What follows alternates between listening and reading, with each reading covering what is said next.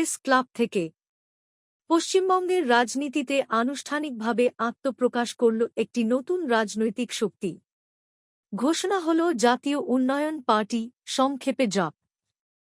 এই দলের প্রেসিডেন্ট হিসেবে দায়িত্ব গ্রহণ করেছেন সৈয়দ রুহুল আমিন এবং নেতৃত্বে রয়েছেন ফয়সাল আলী। নতুন এই দলকে ঘিরে রাজনৈতিক মহলে শুরু হয়েছে জল্পনা।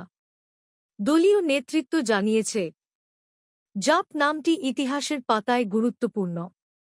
জাতীয় সরকার নাম থেকে অনুপ্রাণিত, যা 17 ডিসেম্বর 1942 সালে অবিভক্ত মেদিনীপুর জেলার তমলুকে স্বাধীনতা সংগ্রামী সতীশ চন্দ্র সামন্ত সহ একাধিক বিপ্লবীর নেতৃত্বে গঠিত হয়েছিল।